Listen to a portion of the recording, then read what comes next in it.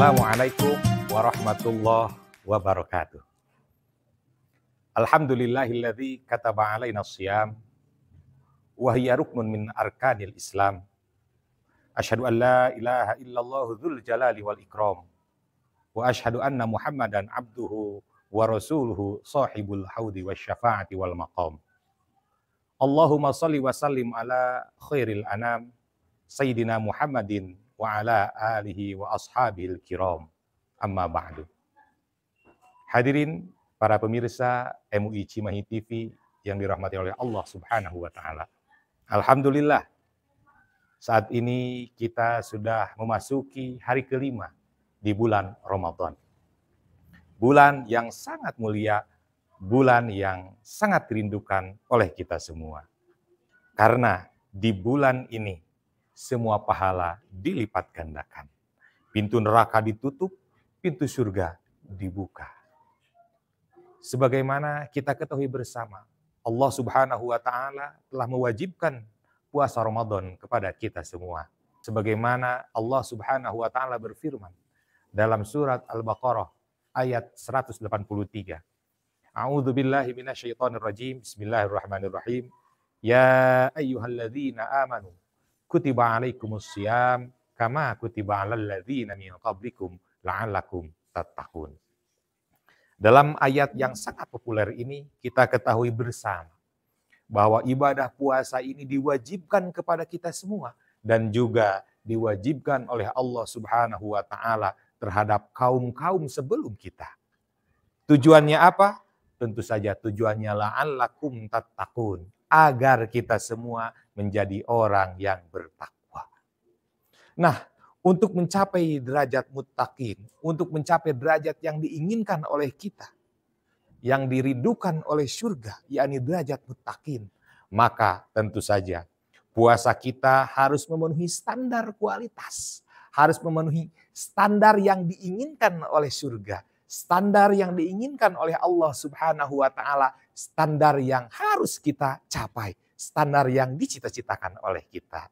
Yakni apa? Yakni puasa yang berkualitas. Bukan hanya sekedar puasa, hanya menjalankan ritual ibadah saja. Bukan hanya sebatas bahwa puasa itu hanya menggugurkan kewajiban saja. Bukan hanya sebatas puasa itu hanya menahan lapar dan menahan haus dari mulai terbit fajar sampai terbenam matahari saja.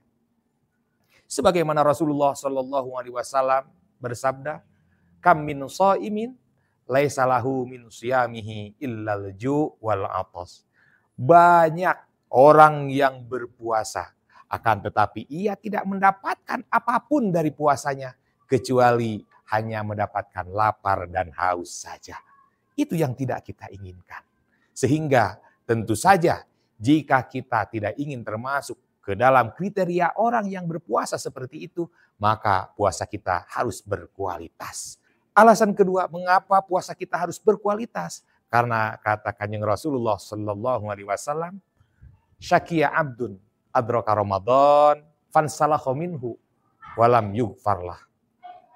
Celaka seorang hamba yang tatkala dia bertemu dengan bulan Ramadan, namun bulan Ramadan itu berlalu begitu saja tanpa dosa-dosanya diampuni. Jadi tatkala kita bertemu dengan bulan Ramadan, justru itu adalah kesempatan yang sangat langka dan sangat mulia bagi kita. Jangan sampai bulan Ramadan itu pergi begitu saja tanpa membawa dosa-dosa kita. Hadirin yang berbahagia, Imam Ghazali dalam salah satu risalahnya berkata bahwa jika puasa kita ingin berkualitas, maka bukan hanya sekedar puasa itu menjalankan kewajiban dan menjauhi larangan serta menghindari hal yang membatalkan puasa. Akan tetapi harus disempurnakan dengan adab dan etika berpuasa. Beliau mengatakan bahwa adab berpuasa itu ada 6. Tatkala 6 hal ini kita jalankan, maka insya Allah puasa kita berkualitas dan akan mendapatkan pahala yang maksimal dari puasa tersebut. Yang pertama kata beliau, thayyibul ghida, wa tarkul mira, wa mujanabatul ghibah, wa rafdul kadzib, wa tarkul adza, dan terakhir wa saunul jawarih anil qabaih. Kata beliau, yang pertama, adab berpuasa itu, adab melaksanakan ibadah puasa itu adalah thayyibul ghidha. Apa itu thayyibul ghidha? Thayyibul ghidha itu ialah mengkonsumsi makanan yang baik, mengkonsumsi makanan yang halal dan bergizi, serta baik untuk kesehatan kita. Tatkala kita sahur dan kita berbuka puasa, maka tentu saja makanan yang harus kita konsumsi itu adalah makanan yang membuat tubuh kita nyaman, membuat tubuh kita jauh dari penyakit. Artinya halalan thayyibah, halal dan juga baik serta menyehatkan. Tidak perlu lezat, tidak perlu mahal, akan tetapi yang penting nyaman untuk tubuh kita. Sehingga puasa kita tidak terganggu dikarenakan gangguan pencernaan dan lain sebagainya.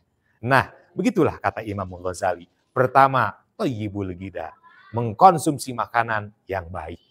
Kemudian yang kedua, ada berpuasa itu ialah tarkul miro, menghindari perselisihan, menjauhi perselisihan, meninggalkan perselisihan.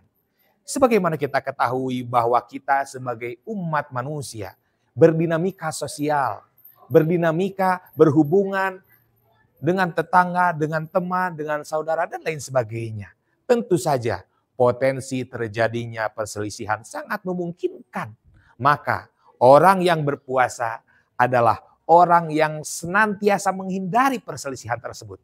Tatkala ada orang yang mengajaknya untuk berdebat, mengajaknya untuk berselisih, mengajaknya untuk bertengkar, orang yang berpuasa selalu mengatakan, mohon maaf, ana shaim, mohon maaf bahwa saya sedang berpuasa. Kemudian hadirin yang ketiga, wa mujanabatul ghibah.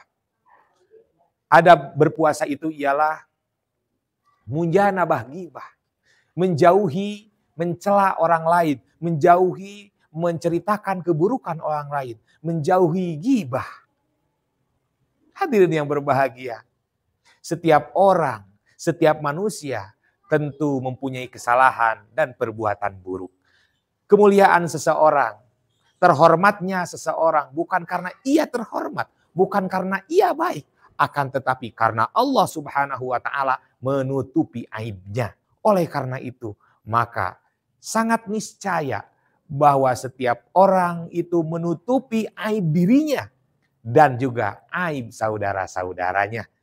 Karena orang yang melakukan ghibah seolah-olah merasa dirinya adalah orang yang paling suci, merasa dirinya bersih dari kesalahan, padahal tidak ada orang yang bersih dari kesalahan dan dosa. Orang lain berbuat dosa harus kita tutupi.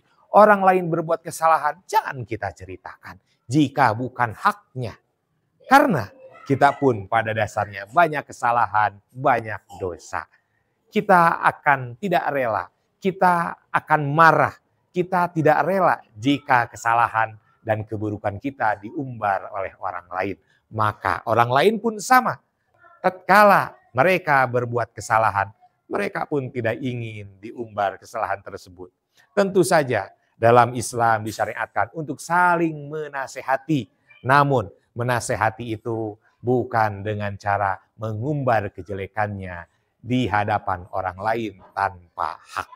Hadirin yang berbahagia, karena waktu tidak memungkinkan, untuk hari ini kita membahas 3 dulu.